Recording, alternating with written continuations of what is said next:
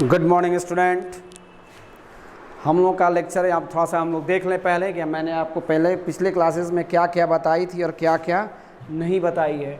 जैसे YouTube पे अगर आप जाते हैं तो वहाँ पे आपका लेक्चर 1 मोल कॉन्सेप्ट का lecture 1, lecture 2, lecture 3 and lecture 4 आपका कंप्लीट है। ये किसके लिए है? 11th के लिए भी है, 12th के लिए भी है, नीट के लिए भी है, IIT मेंस के लिए और IIT एडवांस के लिए भी है। अब इसके बाद से आएगा हम लोगों का YouTube पे 2 चैप्टर स्टार्ट है। 2 चैप्टर स्टार्ट है, इसका मतलब कौन कौन सा है? पहला हम लोग का मोल कॉन्सेप्ट स्टार्ट है, जिसमें आप 1 के बाद 2 देखेंगे, 2 के बाद 3, 3 के बाद 4 देखेंगे। ये YouTube पे पूरी तरह से कंप्लीट हो चुका है। और एक जा रहा है हम लोग का बेसिक केमिस्ट्री, जो कहीं कहीं पे यूजेज आएगी। मैंने आपको बेसिक केमिस्ट्री का इंट्रोडक्शन भी बताया था, कंप्लीट करें। बेसिक केमिस्ट्री भी आप लोग कंप्लीट करें। तो बेसिक केमिस्ट्री में 1, basic chemistry 2, basic chemistry 3 complete हो चुका है। आप लोग पूरी तरह से कॉपी में नोट करें, क्योंकि इसकी कभी भी ज़रूरत किसी भी फील्ड में पड़ सकती है आपको। ऑर्गेनिक, इनऑर्गेनिक, फिजिकल और यहाँ तक कि फिजिक्स में भी कभी कभी इसकी ज़रूरतें पड़ती हैं। इसलिए बेसिक केमिस्ट्री और मोल कॉन्सेप्ट को तो ज़रूर खत्म कीजिए, क्योंकि फिजिक्स और केमिस्ट्री दोनों में इसका यूज़ होगा, दोनों का। पहला, अब हम लोग का यहाँ पे आएंगे तो YouTube पे जब जाएंगे तो लेक्चर 1, लेक्चर 2, लेक्चर 3 या लेक्चर 4 कंप्लीट हो चुका है। तो अगला हम लोग का लेक्चर कौन सा आएगा? लेक्चर 5। तो पिछले क्लास में हम लोग पढ़ चुके थे moles in terms of number, खत्म कर चुके थे। Moles in terms of number हम लोग का खत्म हो चुका था। अब हम लोग का कौन सा आएगा? Moles in terms of mass. यानी कह रहा है क्या कि कैसे मास अगर दिया रहेगा, तो अगर मास दिया रहेगा तो मास को मोल में कैसे कन्वर्ट करेंगे और मोल को मास में कैसे कन्वर्ट करेंगे। यानी how will you convert mass into मोल और मोल इनटू मास। इस सेक्शन में हम इसी पे स्टडी करेंगे। मास को मोल में कैसे कन्वर्ट करेंगे और मोल को मास में कैसे कन्वर्ट करेंगे। इस सेक्शन में हम लोग का यही स्टडी चलेगी। तो अब इधर आ जाएंगे तो क्या पहले हम लोग तो मास अगर जानते हैं तो मोल को अगर हम लोग मेज़र करते हैं तो मोल का जो मास का मेज़र होता है, आप लोग पढ़े होंगे 10th क्लास में कि कार्बन 12 के 12वें भाग से 1/12 मास ऑफ द कार्बन 12। कार्बन के 12 मतलब C12 लेते थे और उसका 12वां भाग लेते थे। अब C12 क्यों कहा गया था? C12 इसलिए कहा गया था कि कार्बन के 2 आइसोटोप आते हैं, एक 12 भी होता है और एक 14 भी होता है, वैसे 13 भी होता है, लेकिन मेज़र में यही था। कार्बन 14 जो होता है कार्बन डेटिंग में काम आता है। किसी भी पेड़ का, किसी भी हड्डी का, यानी किसी भी बोन का अगर वहाँ पे एज निकालना है तो एज निकालने के लिए उसका यूज़ किया जाता है। मान लीजिए कि जैसे डायनासोर आपका बहुत पुराने सालों से, हज़ारों वर्षों से नीचे पड़ा हुआ है, या किसी कोई प्लांट जो हज़ारों वर्षों से नीचे पड़ा हुआ है, तो कार्बन डेटिंग के द्वारा उसकी उम्र का पता लगाया जा सकता है। ये हो गया। तो वहाँ पे खैर उसकी इम्पोर्टेंस और भी बहुत सारी चीज़ें हैं, हम लोग जब आएंगे कार्बन फैमिली पढ़ेंगे तो वहाँ पे मैं बता दूंगा।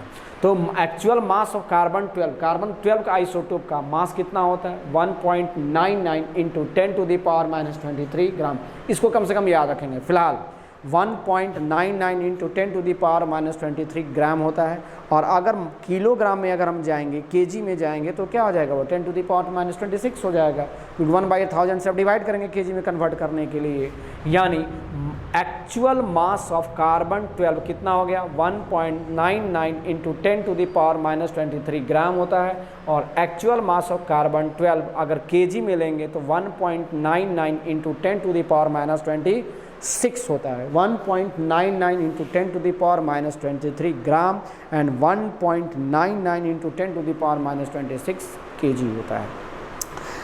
कलरफुल कॉपी में ये पेन होनी चाहिए आपके पास, नोट्स अच्छे से बनाएं। कभी भी उसकी ज़रूरत पड़ेगी, 11th में भी, 12th में भी, फिजिक्स में भी, केमिस्ट्री में भी इसकी ज़रूरत पड़ती है, मोल कॉन्सेप्ट की भी और बेसिक केमिस्ट्री की भी।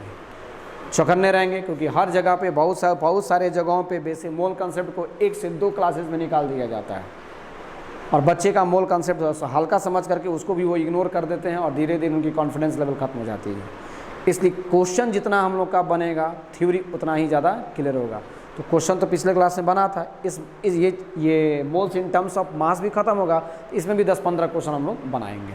तो अब यहाँ पे आ जाएंगे। तो अब प्रश्न है कि सर मोलर मास किसको कहते हैं? मोलर मास नाम से क्लियर है, मोलर मास। मोलर मास का मतलब क्या हो गया? मोल मास। मोलर तोड़ो थोड़ा सा, मोलर मास का मतलब क्या हो गया? मोल मास। मोल मास का मतलब क्या हो गया? 1 मोल का मास। तो 1 मोल का मास किसका? तो ये केमिकल केमिस्ट्री पढ़ रहा है ना, तो केमिकल यूनिट का। अब प्रश्न है केमिकल यूनिट कौन होगा? तो या तो वो क्या हो सकता है, एटम हो सकता है, मॉलिक्यूल्स हो सकता है, पार्टिकल हो सकता है, आयंस हो सकता है। तो यहाँ पे वही लिखा हुआ है कि मास of 1 mole of similar atom, mass of 1 mole of similar molecules, mass of 1 mole of similar ions, mass of 1 mole of similar particles is called क्या कहलाएगा, मोलर मास कहलाएगा। जैसे अगर हम कह दें कि मोलर मास का मतलब, अब हमको समझाना है, अब अगर आपको ये सारी चीज़ें समझ में आ गई, अब मैं केमिस्ट्री में चल रहा हूँ, बाद में आप लोग उतार लेंगे, तो इसका मतलब क्या है, क्योंकि समय बचेगा, आपका जीबी भी बचेगा। तो मोलर मास ऑफ, अगर हम एटम कहते हैं तो मोलर मास ऑफ एटम का मतलब क्या हो जाएगा, मास ऑफ, समझिएगा थोड़ा सा, मास ऑफ 1 एटम, एटम लिखे हैं तो एटम लिखेंगे, मास of 1 mole of, mass of 1 mole of किसका, एटम का। या मान लेंगे कि अगर मोलर मास ऑफ, अगर हम क्या कहेंगे, मोलर मास ऑफ मॉलिक्यूल कह दें तो मोलर मास ऑफ मॉलिक्यूल का मतलब क्या हो जाएगा, तो फिर यहाँ पे लिखेंगे मास of 1 mole of molecules, mass of 1 mole of molecules. चलिए थोड़ा सा और तोड़ते हैं। जैसे मान लेंगे कि अगर हम लिख दें कि मास ऑफ मोलर मास है ना, तो यहाँ पे लिखेंगे पहले molar mass of similar atom. तो molar mass of chemical unit कोई भी हो सकता है, मोलर मास ऑफ यहाँ पे हम क्या लिख सकते हैं, एटम भी लिख सकते हैं। मोलर मास ऑफ किसका लिख सकते हैं, ऊपर से हिंट्स लीजिए, मॉलिक्यूल भी लिख सकते हैं। मोलर मास ऑफ किसका लिख सकते हैं, वहाँ पे आयंस भी लिख सकते हैं। Molar mass of any similar particle, any similar particle का मतलब क्या है, सोडियम है तो सोडियम के बारे में सोचेंगे, मैग्नीशियम है तो मैग्नीशियम के बारे में सोचेंगे, वाटर है मॉलिक्यूल तो वाटर के बारे, ये नहीं कि वाटर सोच रहे थे फेविकॉल के बारे में सोच लेंगे, गलत हो जाएगा। उसी तरह आयन कह रहा है, आयन का मतलब अगर नाइट्रेट आयन कह रहा है तो नाइट्रेट आयन के बारे में सोचेंगे, सल्फेट पे नहीं सोचेंगे।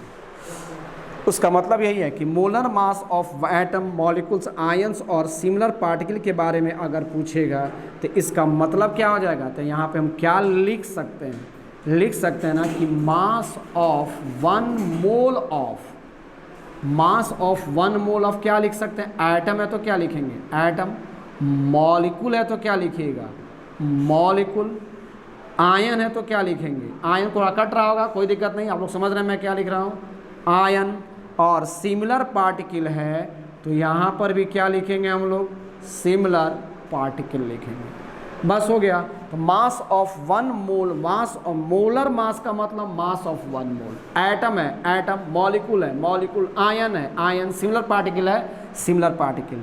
इसी का मतलब दूसरा क्या हो सकता है, तो इसी का दूसरा मतलब हो सकता है मास ऑफ 1 मोल दिया है ना, और 1 मोल का वैल्यू तो आप जानते हैं कि मास ऑफ, यहाँ पे क्या लिखेंगे 6.023 इंटू 10⁻23 एटम्स भी हो सकता है, 23 मॉलिक्यूल्स भी हो सकता है, 23 आयंस भी हो सकता है, या मास ऑफ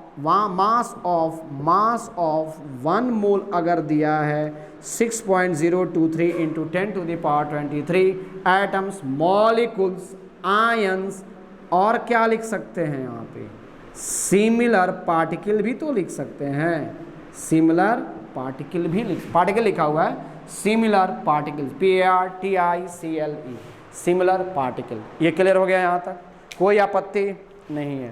चलिए मैं मिटाता हूँ, इधर आप लोग को स्क्रीनशॉट लेंगे, लिख लेंगे, या थोड़ा वीडियो को ड्रॉप करेंगे और आप ब्रेक लेंगे।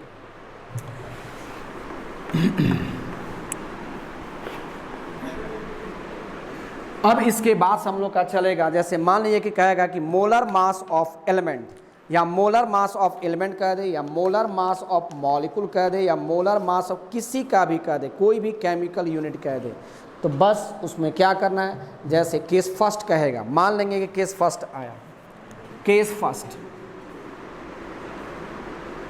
मोलर मास ऑफ, अगर वो कह देगा यहाँ पे molar mass of an element, तो मोलर मास की कोई भी एलिमेंट हो तो molar mass of an element कितना हो जाएगा, तो मास ऑफ कितने का, मोलर मास ऑफ एलिमेंट ले लिए, यानी mass of 1 mole of any element. यानी यहाँ पे मैं लिख सकता हूँ ना कि मास ऑफ कितना, 1 मोल ऑफ एन एलिमेंट। इसका मतलब क्या है, इसका मतलब पहले थ्योरी कंप्लीट करेंगे, प्रॉब्लम तो अपने हाथ का खेल है। उसके बाद से हम लोग का क्या हो जाएगा, यहाँ पे फिर हो जाएगा मास ऑफ कितना का, 1 मोल का मतलब क्या है, 6.023 into 10 to the power 23 atoms of an element हो जाएगा ना, इतना एटम्स ऑफ एन एलिमेंट लिख देंगे यहाँ पे।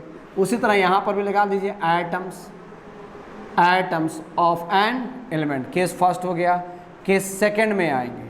केस सेकंड किसका हो जाएगा, मान लेंगे कहेगा क्या कि मोलर मास ऑफ कंपाउंड और गैस, किसी भी कंपाउंड का किसी भी गैस का कहेगा। यानी यहाँ पे हम क्या लिख देंगे, मोलर मास ऑफ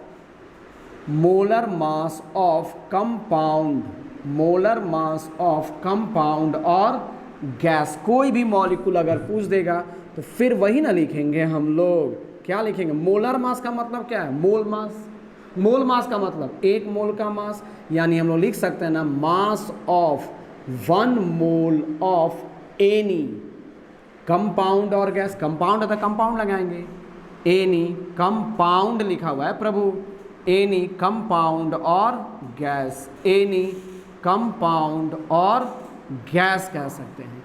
या इसको दूसरे तरीके से हम लोग लिख सकते हैं ना कि मास ऑफ 1 मोल का मतलब क्या है, 6.023 इंटू 10 टू द पावर 23, इतना क्या, एनी कंपाउंड और गैस। तो यहाँ पे क्या लगा देंगे, एनी कंपाउंड और क्या लगा देंगे, गैस लगा देंगे। बहुत आसान है। उसी तरह मान लेंगे क्या आएगा कि मोलर मास ऑफ रेडिकल कह देगा। केस थर्ड आ जाएंगे, केस थर्ड। तो केस थर्ड में क्या कहेगा, मोलर मास ऑफ रेडिकल अगर कह देगा तब क्या लिखेंगे यहाँ पे, मोलर मास ऑफ रेडिकल। तो रेडिकल किसका होता है, आयन का ना होता है, केमिकल यूनिट कौन है, आयन का। तो उसमें क्या लिख देंगे हम लोग, मास ऑफ इतना मॉलिक्यूल सब क्या हो जाएगा, इतना मॉलिक्यूल्स ऑफ रेडिकल्स हो जाएगा। यानी तो यहाँ पे मोलर मास ऑफ रेडिकल का मतलब क्या हो जाएगा, तो यहाँ पे क्या लिखेंगे बोलिए, मास ऑफ 1 मोल ऑफ क्या, रेडिकल, 1 मोल ऑफ रेडी, तो उतर गया होगा ना आप लोग का, 1 मोल ऑफ, और यहाँ पे क्या आ जाएगा, रेडिकल आ जाएगा। या इसी को मास का मतलब यहाँ पे लिख देंगे, यानी मास ऑफ 1 मोल का मतलब 6.023 इंटू 10 टू द पावर 23 क्या हो जाएगा, इतना रेडिकल आ जाएगा। ये कहानी कंप्लीट हम लोगों का। यानी अगर मोलर मास दिया है तो मोलर, बस इतना ही थीम मेरे दिमाग में आया कि मोलर मास अगर दिया है तो मोलर मास का मतलब होता है 1 मोल किसी का भी मास, चाहे वो एटम हो, चाहे वो मॉलिक्यूल हो, चाहे वो आयंस हो, चाहे वो क्या हो, कंपाउंड और गैस हो। मोलर मास का मतलब यही होता है 1 मोल का मास, एनी केमिकल यूनिट, ये सीखे। और दूसरा इसमें हम लोग यही सीखे क्या कि एक्चुअल मास ऑफ कार्बन 12 कितना होता है, तो इसका होता है 1.99 इंटू 10 टू द पावर -23 ग्राम, या 1.99 इंटू 10 टू द पावर -26 ग्राम। ये हम लोगों ने अभी पढ़ी है, इतना दिमाग में रखना होगा। अगला चलते हैं। तो मान लीजिए कि ये हो गया। अब हम लोग चलेंगे क्या, एटॉमिक मास यूनिट। तो अगला हम लोग का टर्म आएगा एटॉमिक मास यूनिट। तो हेडलाइन देंगे atomic mass unit.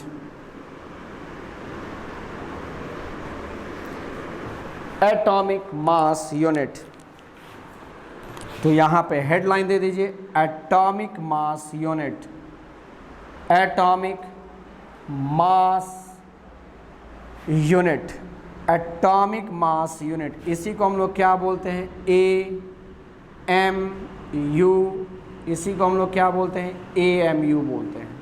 Atomic mass unit is also called क्या कहलाता है, AMU। तो इसी में हम लोग लिख लेंगे atomic mass of an element is defined as, लिखते जाइएगा साथ साथ, atomic mass of an element, atomic mass of an element atomic mass of an element defined as atomic mass of an element defined as how many times atomic mass of an element defined as how many times of an atom, how many times किसी भी atom का how many times of an atom is heavier than, how many times of an atom is heavier than 1 by 12th mass of carbon 12, heavier than 1 by 12th mass of carbon 12, 1 by 12th mass of carbon 12। इसको दूसरे शब्दों में अगर हिंदी में मैं समझा दूं तो इसका मतलब क्या है, कार्बन 12 के 12वें भाग। जैसे मान लीजिए 24 है और उसका 12वां भाग कितना होगा, 2, 120 है और उसका 12वां भाग, तो 120 में क्या करेंगे, 12 से डिवाइड कर देंगे, 10 आ जाएगा। तो 120 का 12वां भाग क्या होगा, 10। तो उसी तरह यहाँ पर है कि कार्बन 12 मतलब उसका वेट ले लिया, कार्बन 12, कार्बन 14 नहीं लेना है, कार्बन 13 नहीं लेना है, कार्बन 12 लेना है। कार्बन 12 हाथ में आ गया, उसका 12वां भाग ले लीजिए, 12 टाइम्स हेवियर। तो कार्बन 12 के 12वें भाग से, कार्बन 12 उसका मास हो गया, उसका 12वां भाग से वो एटम कितना गुना भारी है। मान लीजिए ये कार्बन 12 का 12वां भाग है और इससे ये एटम, सपोज कीजिए कि कार्बन 12 का ये 12वां, कार्बन 12 जरूर है और इसका ये 12वां भाग इसका वेट समझिए। तो ये एटम ये जो है इससे, ये जो है इससे कितना गुना भारी है। तो मान लीजिए कि अगर ये 12 है लेकिन अगर ये 60 आ रहा है, इसका मतलब क्या है कि कार्बन 12 के 12वें भाग से 5 टाइम्स ज़्यादा भारी है, मतलब 5 गुना ज़्यादा भारी है, क्योंकि 60 है और ये 12 है।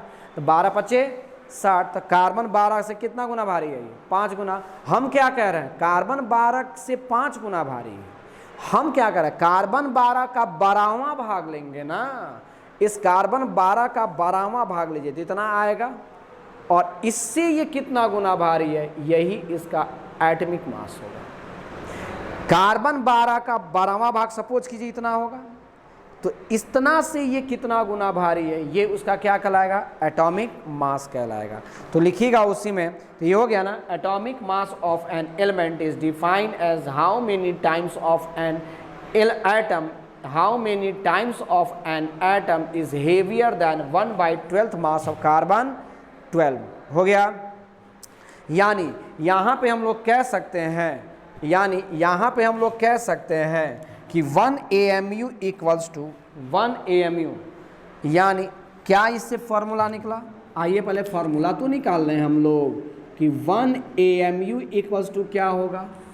तो 1 atomic mass unit, atomic mass define as क्या हो जाएगा, atomic mass of an element is define as, है ना। तो एटॉमिक मास यूनिट क्या हुआ, एटॉमिक मास यूनिट यही हुआ ना, how many times of an element is heavier than 1 by 12th mass of the carbon 12।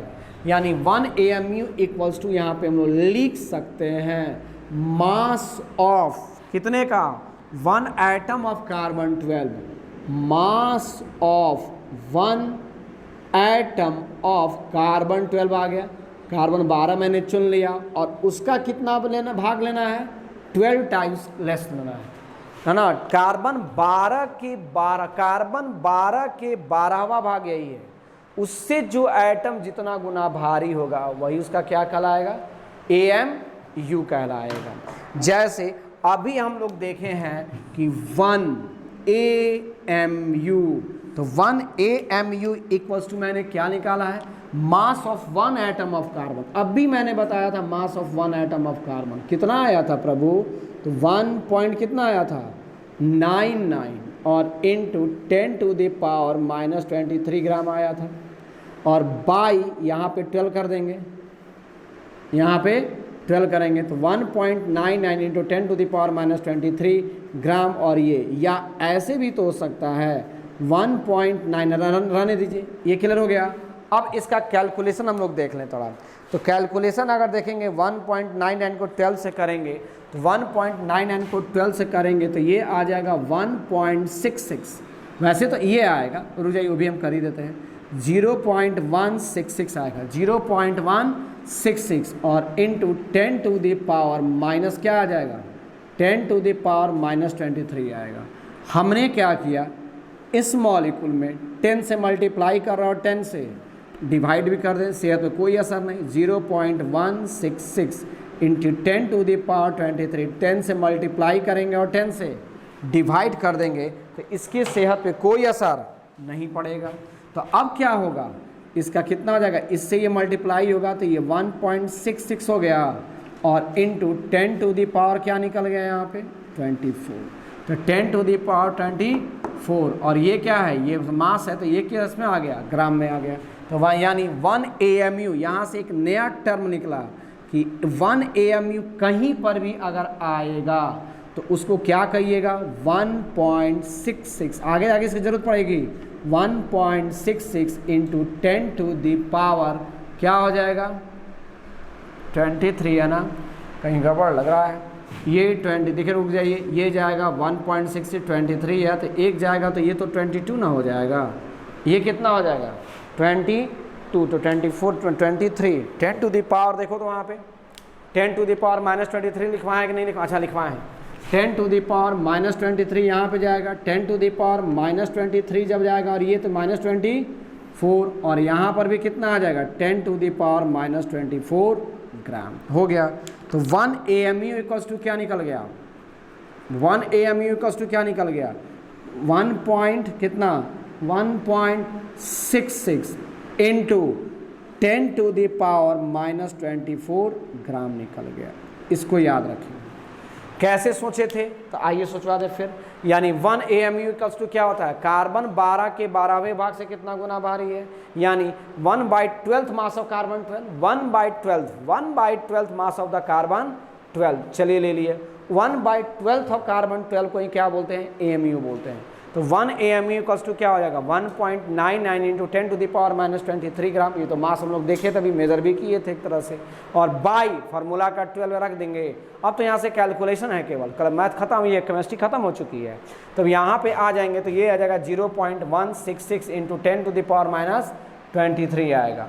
चलिए यहाँ पे 10 टू द पावर माइनस 23 आएगा और ये आ जाएगा 1.66 और 10 टू द देखिएगा 0.166 10 टू द पावर माइनस 23, 10 से मल्टीप्लाई किया और 10 से डिवाइड किए तो मल्टीप्लाई करेंगे तो ये कितना आ जाएगा 1.66 और 10 टू द पावर माइनस 2 या ऊपर जाएगा तो कितना हो जाएगा 10 टू द पावर माइनस 24 हो जाएगा। यानी 1 AMU का निकल गया 1.66 into 10 to the power minus 24 निकल गया। ये क्लियर हो गया, ये क्लियर है। अब प्रश्न है कि सर कार्बन को ही क्यों चुना गया आइसोटोप के लिए, रहने देते हैं अभी।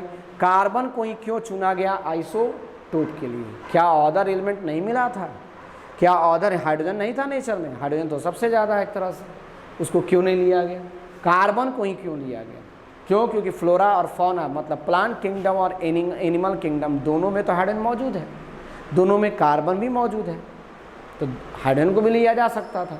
तो अब आएंगे तो कार्बन को क्यों चुना गया, तो देखेंगे यहाँ पे कार्बन का मास देखा गया तो कार्बन कितना होता है एटॉमिक नंबर 6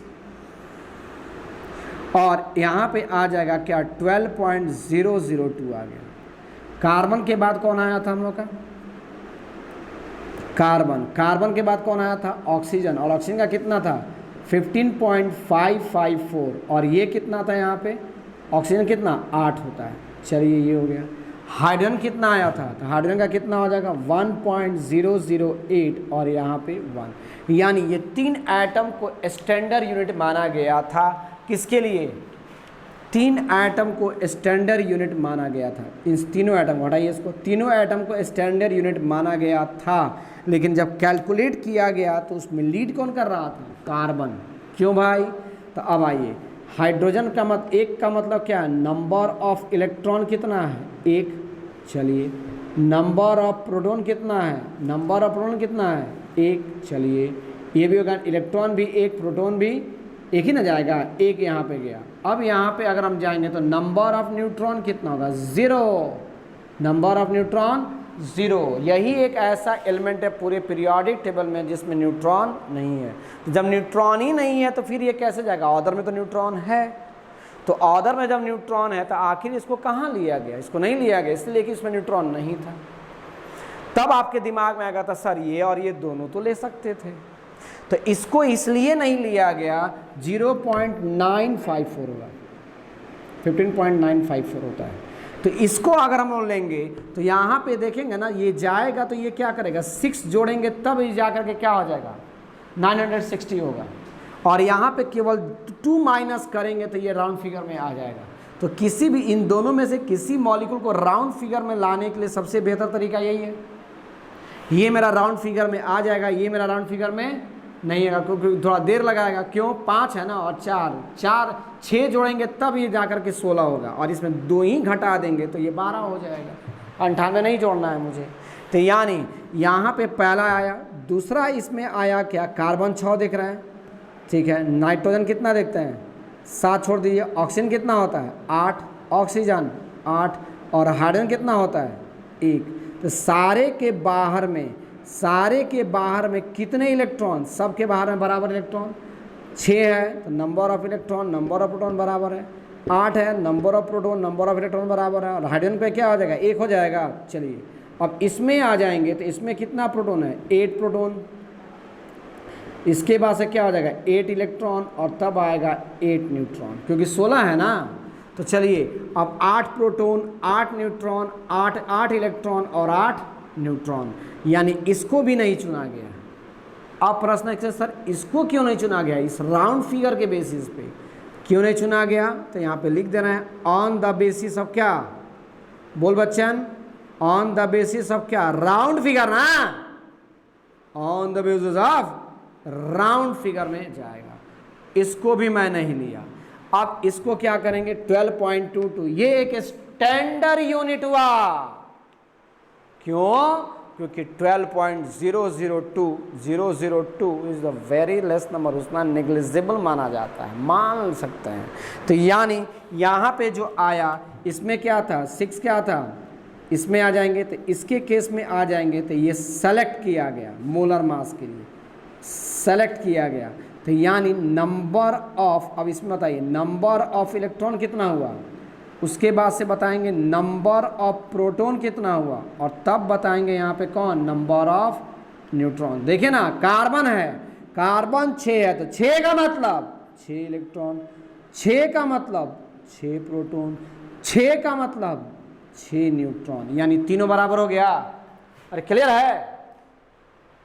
तो तीनों बराबर आ गया। जब तीनों बराबर आ गया, इसीलिए इसको स्टैंडर्ड यूनिट के रूप में चुना गया। घर में स्टैंडर्ड आदमी को कैसे सोचा? ये स्टैंडर्ड आ जाएंगे, घर के मालिक कहलाएंगे, जो सारी व्यवस्थाओं को व्यवस्थित कर सके उसी को मालिक बनाया जाता है। तो इसमें तीनों न्यूट्रॉन व्यवस्थित रूप में था, 6 6 6, इसीलिए मोल कॉन्सेप्ट में कार्बन 12 को लिया गया। कोई पूछेगा कार्बन 12 को ही क्यों लिया गया, तो कहेंगे कि सर इसका ये एटॉमिक नंबर ज़्यादा फ्रैक्शनल पार्ट में नहीं है, ये वेरी क्लोज टू द 12 है, लेकिन इसमें 6 जोड़ेंगे तो कुछ ना कुछ करामात तो करे। 106 जोड़ना पड़ेगा ना, तब जाकर कुछ करामात पड़ेगा। यानी ये ऑक्सीजन इसके कंपैरिजन में थोड़ा दूरी बना के चल रहा है, थोड़ा दूरी बना के चल रहा है, लेकिन चल तो रहा है। और इसमें क्या है? इसमें तो न्यूट्रॉन ही नहीं है, इसलिए इसको क्या किया गया? छोड़ दिया गया। क्लियर? जल्दी लिखिए, तब चलते हैं, नींद आ रहा है।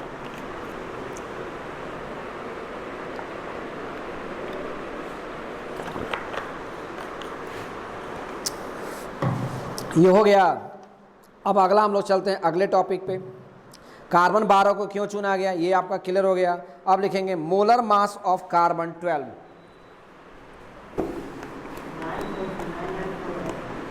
हाँ? 9.99, अच्छा यहाँ 5 लिखा गया है, 9.994। चलिए धन्यवाद। अब इधर आ जाएंगे तो अब हम लोग का चलेगा कौन? Molar mass of carbon 12। Molar mass का मतलब क्या बताएं? मोलर का मतलब 1 मोल। तो मोलर मास ऑफ कार्बन 12 कितना आएगा? 12 ग्राम। स्टॉप करेंगे, लिख लेंगे। क्लियर? जोश में रहो, होश खो दो पढ़ते वक्त, जोश में रहोगे तभी कुछ मिलता है। दीवाना बनो किसका? केमिस्ट्री का, फिजिक्स का, बायोलॉजी का, मैथ का। दीवाना कुछ और का नहीं बनना है। इसके दीवाना बन जाओगे, लाइफ सेटल। उसके बाद दीवाना जिसका भी बनना है बनते रहो, कोई दिक्कत नहीं है।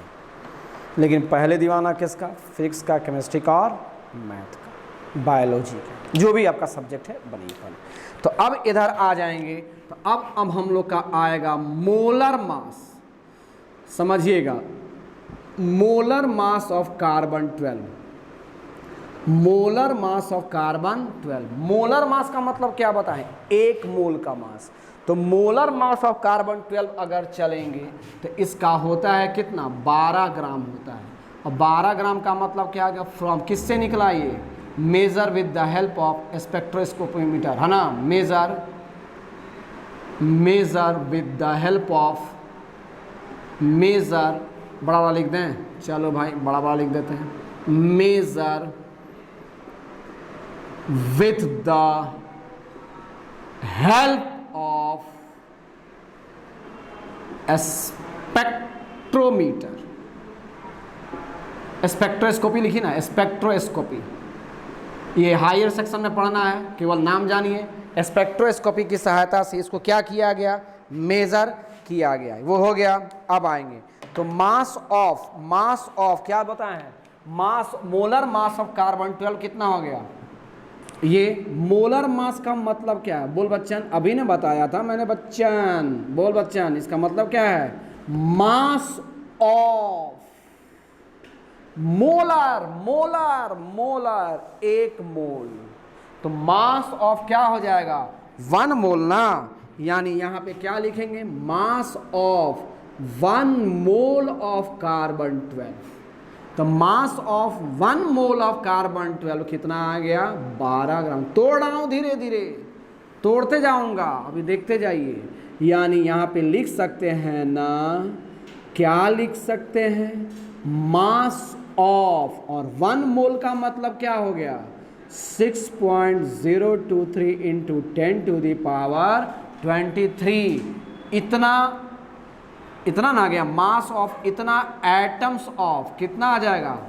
इतना एटम्स ऑफ कार्बन 12 का मास कितना आया है प्रभु? 12 ग्राम ना। अब एक का निकाल लेंगे, क्या है?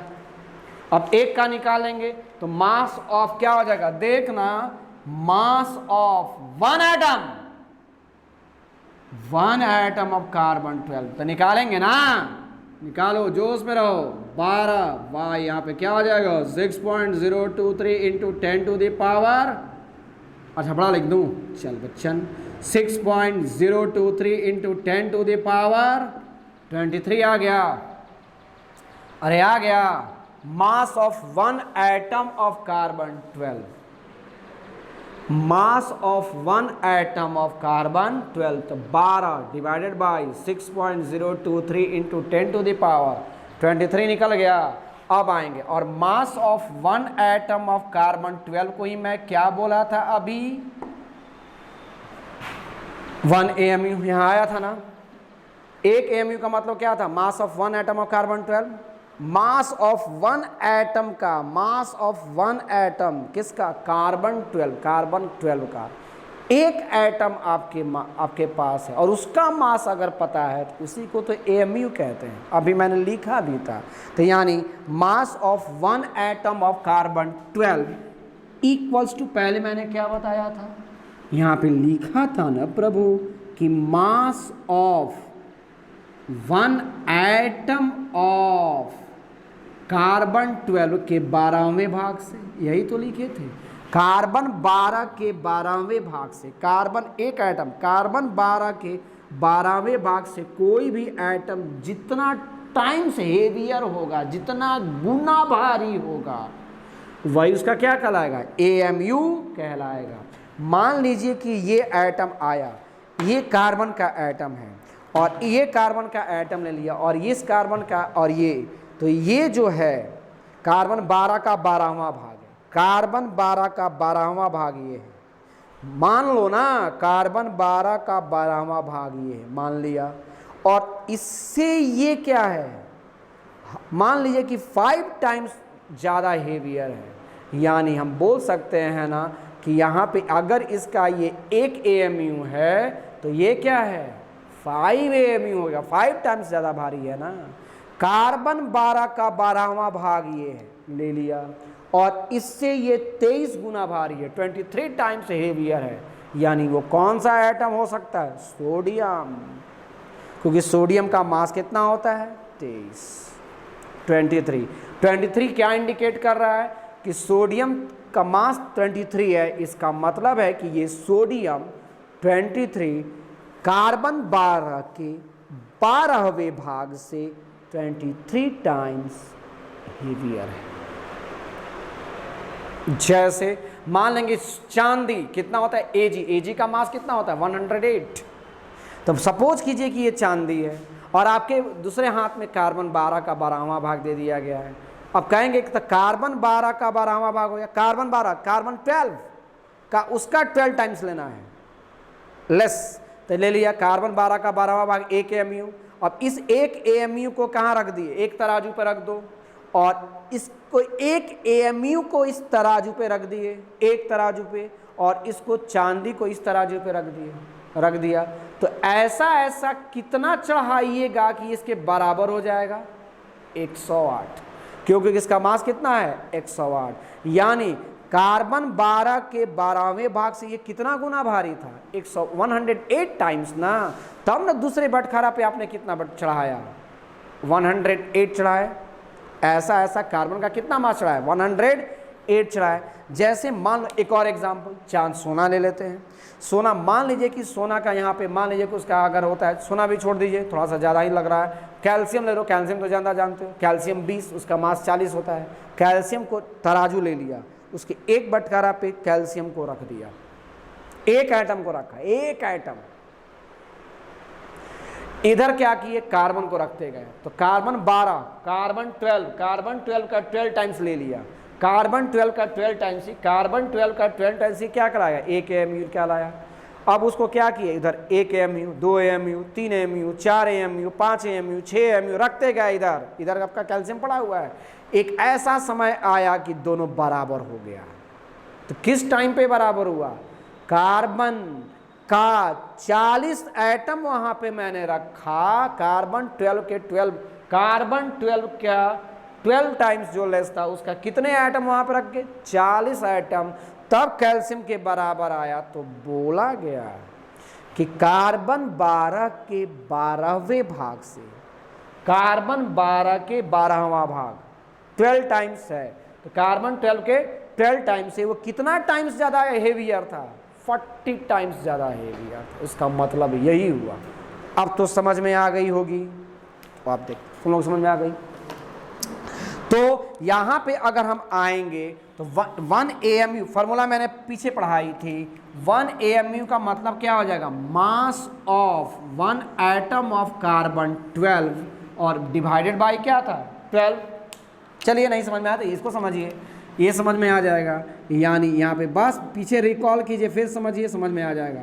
1 AMU इक्वल्स टू क्या आता था, मास ऑफ 1 एटम ऑफ कार्बन 12, या निकला है यहाँ पे मास ऑफ 1 एटम ऑफ कार्बन 12। यानी इसकी जगह पे ये रख सकते हैं, रखिए, तो ये क्या हो जाएगा 12 divided by 6.023 into 10 to the power 23 आ गया। अब इतना में कितने से डिवाइड करना है 1/12 से डिवाइड कर दिया ना, 1/12 से डिवाइड कर दिया। तो इससे ये चला गया। और मैंने आपको बताया था ना कि 1/6.023 जस्ट इसके पीछे वाला लेक्चर में मोल कंसेप्ट का कि 1.6.023 इक्वल्स टू मैंने क्या डिवाइड करेंगे तो कितना आएगा 1.66 बताया है मैंने। और 10 टू द पावर -23 जो जाएगा वो किस में कन्वर्ट हो जाएगा 10 टू द पावर -24 ग्राम में कन्वर्ट हो जाएगा। क्यों, क्योंकि ये भी ग्राम में था, जब यहाँ पे आपने रखा तो ये भी ग्राम ही में ना आएगा, क्योंकि ये भी ग्राम में आ जाएगा, तब आ जाएगा ना। ये ग्राम में आया और उसको उठा करके यहाँ पे लाए, इसके जगह पे लाए तो ये भी तो ग्राम में आएगा। यानी यहाँ से एक नया कहानी निकला कि 1 AMU इक्वल्स टू 1.66 इंटू 10⁻⁻24 ग्राम। इसको याद रखेंगे, इसकी ज़रूरत है, इसकी ज़रूरत है, इसकी ज़रूरत है। समय आएगा देखेंगे हम लोग, सबको टर्म को धीरे धीरे धीरे धीरे जोड़ेंगे। क्लियर? यहाँ तक क्लियर हो गया? यानी 1 AMU इक्वल्स टू अगर कोई कहेगा तो अब आएंगे इसको थोड़ा सा दूसरे टर्म में ले चलते हैं। तो यानी 1 AMU इक्वल्स टू क्या हो जाएगा? अभी बताया ना, 1 AMU इक्वल्स टू 1.66 इंटू 10⁻⁻24 ग्राम कहेंगे। कहेगा कि नहीं? मिली में बताइए, मिली में कैसे करेंगे? आपको मिली का मतलब मैंने बताया था 10⁻³ लिखवाया था पिछले क्लास में। मिली का मतलब लेक्चर 1, लेक्चर 2, लेक्चर 3, लेक्चर 4 देखने के बाद ही लेक्चर 5 में आइएगा। क्यों? क्योंकि ये 11th की नोट्स बनवा रहा हूँ, 12 के नोट्स बनवा रहा हूँ, और साथ साथ जब ये NCERT में ख़त्म कर दूंगा तो लेवल करते करते करते करते नीट और IIT के क्वेश्चन पेज पहुँच जाऊँगा। लेकिन पहले मेरा बेस क्या है? NCERT। उसी से लेकर के हमको आगे चलना है। अब वही नहीं, बच्चे करते क्या है? NCERT को ठीक से पढ़ते नहीं। हायर भारी है तो भारी ही लग रहा है, हल्का है उसको छोड़ ही देते हैं, तो पढ़ क्या रहे हैं? भारी आपको भारी ये लग रहा है, हल्का आपको हल्का है इसलिए छोड़ दिया। भारी इसलिए छोड़ दी कि भारी लग रहा था, हल्का इसलिए छोड़ दी कि बहुत हल्का था, तो फिर पढ़ क्या रहे थे? इसीलिए नहीं होता है। कुछ नहीं करना है, जहाँ पर भी पढ़ें, जिसके सवाल पर टीचर का नोट्स बजाबता बेहतर होनी चाहिए उसको पढ़िए, बुक पढ़िए, कोई एक स्टैंडर्ड बुक पकड़िए और NCERT और क्वेश्चन बनाते रहिए। 75 बुक पढ़ने की आवश्यकता नहीं है, सिलेक्शन से दूर होते चले जाइएगा। एक कोई स्टैंडर्ड बुक मार्केट की मैं ले लूँगा, उसको पढ़ते रहिए, टीचर की नोट्स पढ़िए और NCERT बस, और क्वेश्चन पर अटैक करते रहिए, आपका सिलेक्शन हो जगह। बच्चे करते क्या है? बहुत सारे किताबों को ले लेते हैं, एक किताब से एक चैप्टर, दूसरे किताब से दूसरा चैप्टर, तीसरे किताब से तीसरे, मतलब एक केमिस्ट्री में 5 चैप्टर, 5 उनके पास बुक हो जाती है। ये क्या है? अब किसी भी बुक को ईमानदारी से बनाते नहीं, किसी भी बुक को ईमानदारी से नहीं बनाते। यही डेंजरस होता है। क्यों? आप 10th क्लास में पढ़े होंगे ना, आप CBSE में पढ़े होंगे, RS अग्रवाल, NCERT, बहुत सारे है, ये RD शर्मा आती है ना। आप किस बुक को ईमानदारी से बनाए? किसी एक बुक को ईमानदारी से बस बना जाइए, चाहे वो जो हो। आप पहले तो एनालाइज करिए किस बुक को मुझे बेहतर लग रहा है, बेहतर जो, और उसके पीछे लग जाइए, एकदम आपका सिलेक्शन हो जाएगा। एकदम स्ट्रेट फॉरवर्ड है ना सिलेक्शन का, ये रूल्स है। इफेक्टिव स्टडी है ना, हार्ड वर्क नहीं, गुड हार्ड वर्क करना होगा। हार्ड वर्क तो सब करते हैं, 15-15 घंटा बैठ के पढ़ते हैं सब, सिलेक्शन थोड़ी ही होती है उनकी। हार्ड वर्क करना है, लेकिन गुड हार्ड वर्क करना है। जो आपने पढ़ा उसको एनालाइज कीजिए, और एनालाइज कर करके एक जगह पे शॉर्ट नोट्स में लिखिए, और इसी को दिमाग में रखिए और क्वेश्चन पे अटैक कीजिए। मैं क्वेश्चन भी डालूंगा, चैप्टर खत्म होगा क्वेश्चन डालूंगा। तो यहाँ पे क्या आ जाएगा? तो 1 AMU, चलिए अब इसको कोरिलेट करते हैं, कहाँ कहाँ पे इस क्वेश्चन डालता है, आइए देखते हैं। 1 AMU इक्वल्स टू 1.6 × 10⁻⁻24 ग्राम। इसमें किसी को आपत्ति? यहाँ पे आएंगे तो यहाँ पे क्या हो जाएगा? 1.66 10⁻⁻24 कर दिया ना। चलो ना, उसमें मैं 10⁻³ से मल्टीप्लाई कर दें और 10⁻³ से डिवाइड कर दें, इसकी सेहत पे कोई असर पड़ा? कुछ नहीं पड़ा। और यहाँ पे हम ग्राम लिख दें, लिख दिया। देखिए मिली को कैसे, मिली में कैसे लाते हैं? जब भी मिली का आएगा 10⁻³ कहीं से खोज के लाइए वहाँ पे उसको। तो अब यहाँ पे आ जाएंगे तो ये क्या हो जाएगा? 1.66 हो गया ना, 23, ये तो मिली में जाएगा, और ये जाएगा तो इंटू 10⁻, कितना हो जाएगा? -27 ना, 24 तो है, और ये ऊपर जाएगा तो प्लस में कन्वर्ट होगा, तो ये -21 हो जाएगा। और ये मिली और ये ग्राम मिल करके क्या हो जाएगा? मिलीग्राम। क्लियर? कहेगा नहीं सर हमको किलोग्राम में बदलना है, चलिए किलोग्राम में बदल देते हैं। तो यानी 1 AMU निकल गया ना, 1 AMU इक्वल्स टू, अगर कोई पूछे कैसे मैंने बदला, 24 रखा फॉर्मूला का, -3 10⁻³ मल्टीप्लाई किया, डिवाइड किया, इसकी काटेंगे, इसके सेहत पे कोई असर नहीं पड़ेगा। ग्राम का ग्राम मैंने लिख दी, बस काटेंगे ये ऊपर वाला आ जाएगा। अब मैंने क्या किया? अब इन दोनों को कोरिलेट कर रहा हूँ, -24 है और ये जब जाएगा तो प्लस हो जाएगा, और प्लस हो जाएगा तो 21 ही ना बचेगा, -21, और ये मिलीग्राम हो गया। यानी ये मेरा कंसेप्ट क्लियर हुआ, ये क्लियर, ये क्लियर, अब आएंगे, बस इसको पकड़ना है, ये मेरा पेरेंट है, आएंगे। अब कह रहा है क्या कि नहीं केजी में बदलिए, केजी में कैसे बदलेंगे, तो 1 AMU लिखेंगे ना यहाँ पे, 1 AMU इक्वल्स टू 1.66 इंटू 10⁻⁻24 ग्राम। हमको केजी में बदलना है, तो ग्राम को केजी में कन्वर्ट करने के लिए क्या करते हैं, ग्राम को केजी में कन्वर्ट करने के लिए किलोग्राम का मतलब क्या है पहले ये बताइए। किलोग्राम का मतलब 10⁻3, 10 का मतलब 1000, तो किलोग्राम को किलोग्राम में कन्वर्ट करना है, यानी 1/1000 से डिवाइड कर देंगे। चलिए यहाँ पे, तो 1.66 इंटू 10⁻⁻24 और इंटू 1 कितना 1000। जैसे ही करेंगे यहाँ पे 1/1 ग्राम, ये ग्राम को किलोग्राम में मैंने कन्वर्ट कर दिया। अब यहाँ पे करेंगे तो ये कितना हो जाएगा, यहाँ पे कितना हो जाएगा 1.66 इंटू 10⁻24 है ना, 24 और 3 ऊपर जाएगा तो ये माइनस हो जाएगा, तो 10⁻⁻27 kg हो जाएगा। ये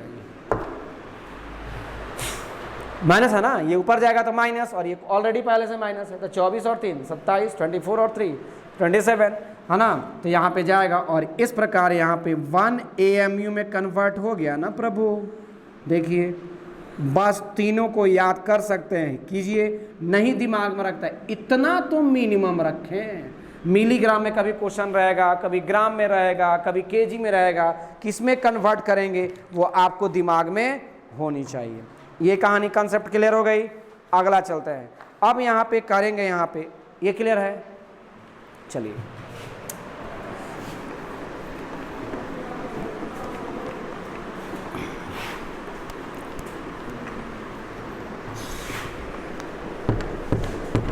नोट्स अच्छी होनी चाहिए, मैं बार बार कहता हूँ, एकदम कलरफुल नोट्स बनाओ, मन से बनाओ, ये मेरा ज़िंदगी का अहम हिस्सा है, ये है ना, अहम हिस्से की तरह उसको रखो, एकदम गले से लगा के रखो उसको। उसी पर सोएंगे, उसी पर उठेंगे, उसी पर दिन भर नाश्ता भी क्वेश्चन, खाना भी क्वेश्चन, प्यास भी क्वेश्चन होनी चाहिए, तब ज़िंदगी जीने का मज़ा देखिए।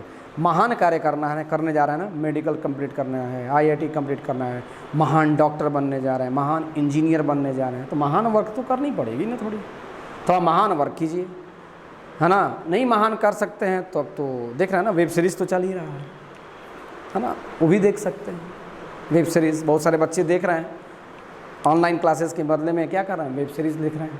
गलत है वो, उनकी ज़िंदगी वेब बन जाएगी, बाद में ज़िंदगी वेब बन जाएगी। आप वेब सीरीज़ बना जाएं। कंट्रोल योर सेल्फ, ब्रेन को कंट्रोल कीजिए और चुपचाप पढ़ाई कीजिए। व्हाट्सएप पे डालिए, इसमें इनबॉक्स में, यूट्यूब में इनबॉक्स में क्वेश्चन डालिए, मैं देखूंगा, मैं खुद बताऊंगा आपको, कोई दिक्कत नहीं है। व्हाट्सएप नंबर उसमें दिया हुआ है, जब जाइएगा लास्ट में प्लेलिस्ट अबाउट है, अबाउट में वहाँ पे जाएंगे, वहाँ पे सारा व्हाट्सएप नंबर दिया हुआ है।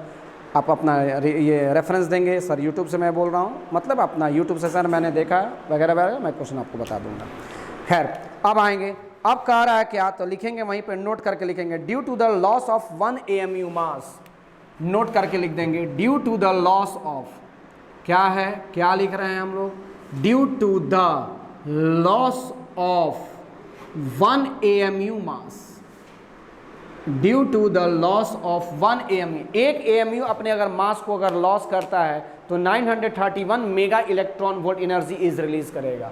तो due to the loss of 1 AMU mass 931.5 mega electron volt MEV है, MEV का मतलब क्या है, मेगा इलेक्ट्रॉन वोल्ट कहते हैं, मेगा इलेक्ट्रॉन वोल्ट कहते हैं, मेगा इलेक्ट्रॉन वोल्ट, है ना। ये एनर्जी का सिंबल है, इन मेगा इलेक्ट्रॉन वोल्ट क्या है, एनर्जी का यूनिट होता है ये, है ना। जिस तरह कैलोरी होता है ना, कैलोरी होता है ना, जूल होता है ना, उसी तरह इलेक्ट्रॉन वोल्ट पोटेंशियल का होता है, वोल्ट पोटेंशियल का होता है, और इलेक्ट्रॉन वोल्ट किसका होता है, एनर्जी का होता है। याद रखें, नहीं बोल रहा हूँ, कॉपी में कहीं लिख लीजिए, पुट कीजिए, बार बार, जितना बार हम बोलेंगे उतनी बार लिखिए, जितनी बार आप कॉपी पढ़िएगा उतनी बार दिमाग में आएगा, एकदम बैठ जाएगा यहाँ। और अगर कॉपी में एक ही जगह पे है, वो इंसान भूलता है, और जितनी बार मैं बोलूँ उतनी बार अगर आप बिना कुछ कहे लिखते जा रहे हैं, तो जब जब आप कॉपी को देखेंगे तो 5 बार देखेंगे तो 5 बार दिमाग में आएगा, एकदम याद हो जाएगा। पढ़ने का तरीका भी यही है। तो अब आ जाएंगे तो यहाँ पे क्या कहेगा, due to the loss of 1 AMU mass 931.5 mega electron volt energy is released, energy is released, energy is released. इतना मेगा इलेक्ट्रॉन वोल्ट की एनर्जी को क्या करेगा, वो रिलीज करेगा। अब कहेंगे सर प्रूफ करके दिखाइए कि इतना मेगा इलेक्ट्रॉन वोल्ट एनर्जी को लॉस करेगा। तो चलिए यहाँ पे निकालते हैं। तो पहला मास निकालिए, मास का मतलब क्या हो जाएगा, मास ऑफ 1 एटम कितना था, अभी निकाले था ना, मास 1 AMU कस टू क्या था, निकालिए यहाँ पे 1 AMU है ना, तो 1 AMU कस टू कितना आया था, अभी बोलेंगे यहाँ पे कितना आया था, बोले बच्चन 1.66 into 10 to the power minus कितना आया था 24 ग्राम आया था। और इलेक्ट्रॉन वोल्ट वो क्या है, यूनिट है SI यूनिट, तो इसका SI यूनिट अगर लेंगे तो 1.66 into 10 to the power minus 24, 1000 नीचे था ना, यहाँ पे ऊपर जाएगा तो 27 kg हो जाएगा। यानी यहाँ पे क्या निकल गया, तो 1 AMU equals to 1.66 into 10 to the power minus 27 kg निकला ना प्रभु, ये निकल गया, ये निकला। चलिए ये हम लोग का मास निकल गया। दूसरा क्या निकालेंगे, C। तो C अगर मान लीजिए कि जैसे अगर देखिएगा यहाँ पे पहला पॉइंट, दूसरा आप जानते हैं आइंस्टाइन इक्वेशन एनर्जी का, एनर्जी इक्वल्स टू क्या होता है mc²। m क्या है, मास डिफेक्ट, यानी इसको मास कहेंगे, मास ऑफ क्या हो जाएगा, मास कहिए, मास ऑफ एनी एटम कह सकते हैं, ये मास ऑफ एनी एटम। और C का मतलब क्या है, velocity of light, velocity of light हो गया। और वेलोसिटी ऑफ लाइट कितना होता है 3 into 10 to the power 8 metre पर सेकेंड ना, वेलोसिटी, C को वेलोसिटी ऑफ लाइट कहते हैं। और मास ऑफ यहाँ पे एटम, एक AMU के मास का रहा है, तो mass of any atom, but यहाँ पे क्या लेना है 1 AMU ना। चलिए तो E इक्वल्स टू यहाँ पे लिखेंगे, तो E इक्वल्स टू हो जाएगा mc²। E का मतलब एनर्जी होता है, E का मतलब एनर्जी होता है, तो M का मतलब यहाँ पे कितना है, किलोग्राम में लेना है ना, तो किलोग्राम में कितना आएगा 1.66 into 10 to the power minus 27 kg हो गया। और C² का मतलब क्या है 3 इंटू 10 टू द पावर 8 है, और इसका स्क्वायर कर देंगे ना हम लोग, 3 इंटू 10 टू द पावर 8 है, into 3 into 10 to the power 8, और इसका स्क्वायर कर देंगे। चलिए तो यहाँ पे क्या आएगा, इसका यूनिट क्या था, m का यूनिट क्या था kg, और ये तो वेलोसिटी ऑफ लाइट है, तो इसका मतलब क्या हो जाएगा मीटर पर सेकेंड, और स्क्वायर है ना, तो मीटर स्क्वायर और क्या हो जाएगा सेकेंड स्क्वायर, मीटर स्क्वायर और सेकेंड, यूनिट को अलग करके निकलेंगे।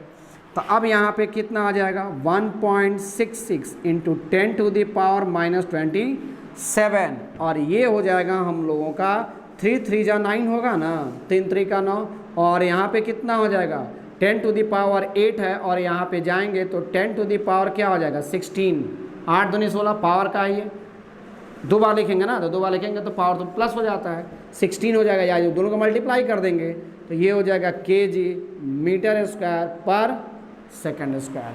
अब इसको हम लोग अगर हम करेंगे तो इसको थोड़े देर के लिए यहाँ पे करेंगे, तो 1.66 में 9 से अगर हम लोग करेंगे तो 1.66 में 9 से रुक जाइएगा, इसमें 1.66 में 9 से हम लोग नहीं किए हैं, ऐसे ही छोड़ दिए हैं। तो यहाँ पे देखेंगे, यहाँ पे इसको करके देखेंगे तो ये क्या हो जाएगा 1.66 इंटू क्या हो जाएगा 9, और ये अगर कैलकुलेट करेंगे तो 10 टू द पावर कितना आएगा 11, 27 में 16 गया 11, इतना किलोग्राम मीटर स्क्वायर पर सेकंड स्क्वायर हो जाएगा। यानी E बराबर निकल गया, ये एनर्जी निकला, फर्स्ट टर्म मेरा खत्म, एनर्जी किस रूप में निकाल दिया मैंने kg मीटर स्क्वायर पर सेकेंड स्क्वायर। अब हम लोग को क्या करना है, इलेक्ट्रॉन वोल्ट में बदल देंगे और जूल में बदलेंगे। तो यहाँ पे रुक जाइएगा, इधर आ जाइए, kg मीटर स्क्वायर देखेंगे यहाँ पे, kg मीटर स्क्वायर पर सेकेंड स्क्वायर को जूल भी कहा जाता है, kg मीटर स्क्वायर पर सेकेंड स्क्वायर को जूल भी कहा जाता है। तो जब यहाँ पे अगर हम आएंगे तो E इक्वल्स टू, रुक जाइए इसको नहीं घेरेंगे, दूसरे को घेर देंगे, तो E इक्वल्स टू क्या हो जाएगा, E इक्वल्स टू कितना हो जाएगा 1.66 into 9 into 10 to the power -11, और इसकी जगह पे जूल लिख सकते हैं, तो यहाँ पे क्या हो जाएगा जूल। इसको याद रखना है, इसको याद रखना है।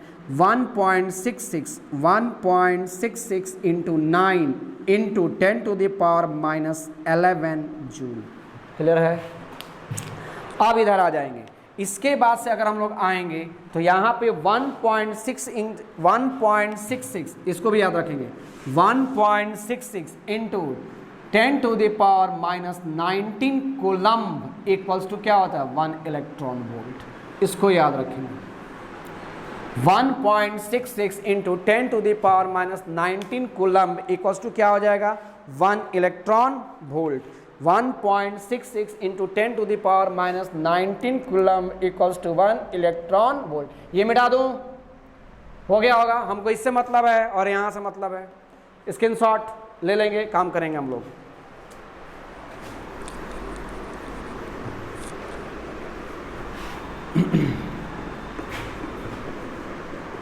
चलिए यहाँ से आ जाएंगे, यहाँ पे आ जाएंगे, अब आ जाएंगे तो यहाँ पे कितना हो जाएगा, तो देखेंगे अब इसको इससे कोरिलेट करना है, तो इसको इससे कोरिलेट करेंगे तो पहले हम लोग का क्या लिखेंगे, इलेक्ट्रॉन वोल्ट में बदलना है। देखो जूल, अच्छा joule joule joule joule joule 1.6 into 10 to the power -19 joule equals to क्या होता है 1 इलेक्ट्रॉन वोल्ट। देख लेंगे, कॉपी देखिए आप लोग भी अपना, है ना। 1.6 into 10 to the power -19 joule equals to क्या हो जाएगा 1 इलेक्ट्रॉन वोल्ट। वैसे इतना को ही कहा जाता है, उससे कोई मतलब नहीं है। तो अब आ जाएंगे, तो यहाँ पे अगर हम लोग चलेंगे तो देखेंगे यहाँ पे इलेक्ट्रॉन वोल्ट में बदलना है, इलेक्ट्रॉन वोल्ट में बदलना है। तो 1.6 into 10 to the power -19 joule equals to कितना आया था 1 इलेक्ट्रॉन वोल्ट। तो 1 इलेक्ट्रॉन वोल्ट में कितना आ जाएगा 1 बाई ये आएगा ना 1.6 into 10 to the power -19 electron volt हो जाएगा। और मेरे हैंड में कितना है इतना 1.66 इंटू 9 और into 10 to the power -11 joule है, इतना जूल है ना। तो इतना जूल इक्वल्स टू आएंगे तो ये क्या हो जाएगा, अब मल्टीप्लाई ना जाएगा ये, तो ऊपर में कौन कौन जाएगा 1.66 इंटू कितना 9 इंटू कितना 10 टू द पावर -11 है ना, और बाई 1.6 और 10 टू द पावर -19 है। और ये किस में कन्वर्ट, इलेक्ट्रॉन वोल्ट में। देख लेंगे सही लिखा हुआ है कि नहीं। 1.66 चलिए इंटू 9 चलिए 10 to the power -11 good 1.6 electron volt. Clear? अब देखेंगे यहाँ पे इसमें से क्या कर लेंगे, ये तो ऊपर जाएगा और ये नीचे आएगा। कैलकुलेट कीजिए, पहले इसको हटाइए, इसको रहने दीजिए।